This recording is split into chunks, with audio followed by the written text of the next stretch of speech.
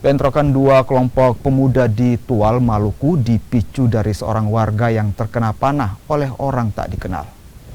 Dari aksi saling serang ini, 13 orang terluka, termasuk 3 anggota polisi yang berupaya melerai. Selain korban luka, puluhan unit rumah juga ikut terbakar. Polisi menyebut situasi saat ini mulai kondusif dan warga diminta menahan diri serta tidak terpancing aksi provokasi. Mengantisipasi aksi susulan, Polres Maluku Tenggara menambah jumlah pasukan untuk berjaga di lokasi bentrokan. Semalam itu sekitar pukul 10 ada lagi salah satu warga yang kebetulan kena panah. Akibat kena panah ini kemudian memprovokasi kelompok warga lainnya, kemudian melakukan penyerangan ke satu kelompok lainnya.